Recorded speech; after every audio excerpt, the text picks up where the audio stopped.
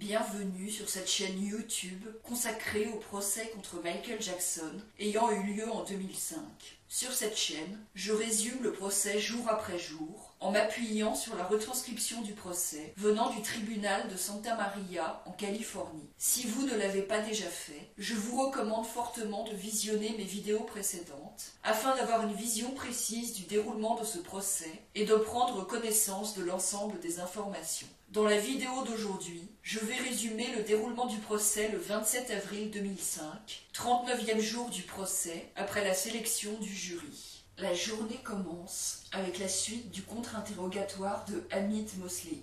Hamid Moslehi confirme qu'en filmant l'interview des Arvizo, il avait entendu Janet dire que les Arvizo avaient été rejetés par différentes personnes et que ça a pu l'influencer dans sa décision de lui prêter $2000 après l'interview. Hamid Moslehi dit que Janet ne lui avait pas dit qu'elle vivait avec Jay Jackson et recevait son soutien financier. Il ne savait pas non plus qu'elle avait obtenu de l'argent après l'affaire J.C. Penney, ni après des collectes de fonds à The Love Factory, ni de la part de célébrités. Il dit que Joe Marcus lui avait dit à Neverland que les enfants n'étaient pas autorisés à quitter la propriété, mais ensuite Hamid Moslehi est parti avec les enfants Arvizo et Joe Marcus le savait et n'a rien dit. Il dit qu'il ne savait pas que Bradley Miller travaillait pour Marc Geragos, il l'a appris à la télévision.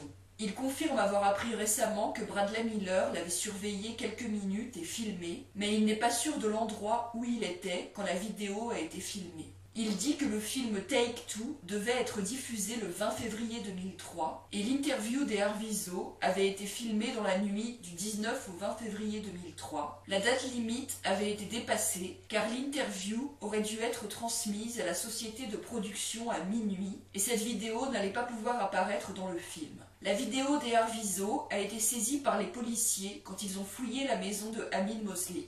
Il dit qu'il n'a pas parlé à Janet Arvizo et ses enfants depuis le 20 février 2003. Il dit que Bashir lui avait promis de lui donner une copie de ce qu'il filmait et il ne l'a jamais fait. Pendant l'interview des Arvizo, Christian Robinson posait les questions et avait une liste de questions. Pendant les 2 à 3 heures pendant lesquelles les enfants Arvizo attendaient avant l'interview, Hamid Moslehi ne les a rien vus mémoriser. Il n'a pas vu non plus Janet en train de mémoriser quelque chose. Elle était en train de discuter de son contrat. Il n'a vu personne en train de coacher Janet pour lui dire quoi dire, ni personne en train de coacher les enfants. Il dit que Janet avait l'air d'être contente quand le tournage de l'interview a commencé. Janet Arvizo ne lui a jamais dit être victime de menaces de mort, être séquestrée, ne lui a jamais dit que Michael Jackson donnait de l'alcool à son fils ou l'agressait sexuellement, ne lui a jamais demandé d'appeler la police. Lors de leur conversation du 19 février 2003, elle se plaignait seulement du fait qu'elle était harcelée par les médias. Il dit que quand Michael Jackson l'a appelé pour le remercier le 21 février 2003, il ne pouvait pas avoir vu la vidéo des Arvizo, sachant que Hamid Moslehi la gardait chez lui. Il pense que Michael Jackson le remerciait suite à la diffusion du film Take Two. Il dit que s'il avait dû contacter Michael Jackson, il aurait appelé ses gardes du corps ou son bureau. Il ne pensait pas que Michael Jackson avait un téléphone portable. Il confirme que quand il a emmené les enfants Arvizo chez lui, Joe Marcus n'a opposé aucune résistance. L'accusation appelle comme témoin Terry Paulsen, qui travaille pour Untel Systems comme analyste de la facturation. Elle est là après avoir fourni des documents concernant des appels téléphoniques passés le 7 février 2003 depuis un avion. La facture a été fournie à ExtraJet. Quelqu'un a appelé El Monte en Californie, puis Santa Ynez en Californie. Elle confirme qu'on ne peut pas déterminer qui dans l'avion a passé l'appel.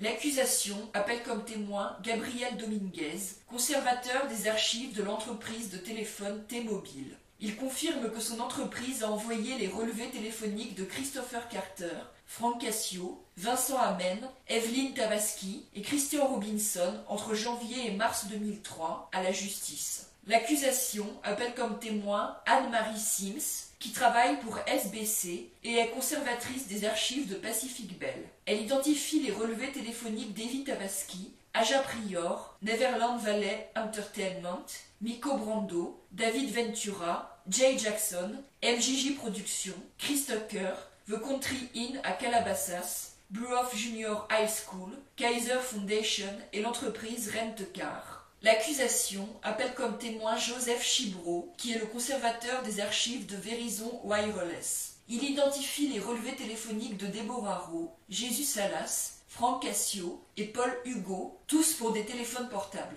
L'accusation appelle comme témoin Jeanne Mulcahy, qui travaille pour Singular Wireless et AT&T Wireless. Elle identifie les relevés téléphoniques de Paul Hugot, MJJ Productions Miko Brando, Rudy Provencio, MJJ Productions Paul Hugot et Rudy Provencio, Evita Vasqui et Anne Kite. L'accusation appelle comme témoin Deborah Rowe, qui se présente sous le nom de Deborah Rowe Jackson.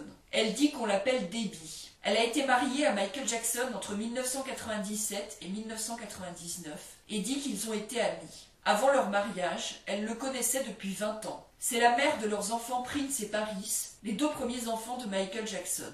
Elle dit qu'ils n'ont pas vécu ensemble pendant leur mariage. Après leur divorce, Michael Jackson a obtenu la garde des enfants. Debbie Rowe avait un droit de visite tous les 45 jours. En 2001, elle a abandonné ses droits parentaux. Elle dit qu'elle aurait voulu avoir plus de temps pour voir les enfants. En février 2003, son ancien patron, Arnold Klein, dermatologue dont elle était l'assistante, lui a parlé au téléphone et voulait qu'elle parle à Marc Chaffel. Elle a eu une conversation téléphonique avec Marc Chaffel, puis avec Michael Jackson, qui était avec Ronald Konitzer. Michael Jackson lui a dit qu'une vidéo allait sortir qui était pleine de mensonges et lui a demandé si elle pouvait l'aider. Debbie Rowe lui a dit que oui et lui a demandé s'il allait bien et si les enfants allaient bien. Elle était très inquiète. Ils ne s'étaient pas parlé depuis leur divorce. Elle a demandé si elle pouvait revoir Michael Jackson et les enfants et Michael Jackson lui a dit que oui. Michael Jackson lui a dit de travailler avec Ronald, Dieter et Mark. Elle leur a dit qu'elle avait besoin d'être relevée de son obligation de confidentialité, le contrat de confidentialité qu'elle avait signé au moment de son divorce avec Michael Jackson.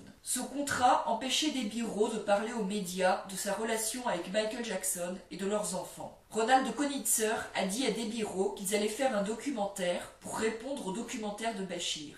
Debbie Rowe, avec son avocate, a eu une dérogation de son contrat. Marc Chaffel lui a dit qu'ils allaient faire une interview, probablement chez lui. Cette interview a eu lieu au début du mois de février 2003. Pendant l'interview, il y avait Amin Mosley, Rudy Provencio, Christian Robinson, Marc Chaffel, Stuart Backerman qui était porte-parole de Michael Jackson, Ian Drew qui allait faire l'interview et Iris Finsilver, l'avocate de Debbie Rowe. Elle dit qu'elle ne devait pas être payée pour l'interview. Elle dit qu'elle a fait l'interview car elle avait promis à Michael Jackson d'être toujours là pour lui et les enfants. Elle espérait revoir Michael Jackson et les enfants. Le procureur lui demande pourquoi elle voulait revoir Michael Jackson et elle répond « C'est mon ami ». Elle ne savait pas à l'avance quelles questions on allait lui poser pendant l'interview et ne l'a pas demandé. Elle dit qu'elle ne voulait pas connaître les questions à l'avance ou en parler à l'avance pour que personne ne puisse dire qu'on lui avait dit ce qu'elle devait dire. Le procureur lui demande si elle avait répondu sincèrement et honnêtement à toutes les questions de l'interview. Elle répond que non, parce que sa vie personnelle ne regarde pas les autres. En tout, l'interview avait duré 9 heures. C'est ici que se termine ce résumé de la journée de procès. Si vous voulez lire la retranscription du procès, vous trouverez le lien de la retranscription sous la vidéo. Si vous appréciez mon travail, je vous encourage à vous abonner, à liker la vidéo et à la partager.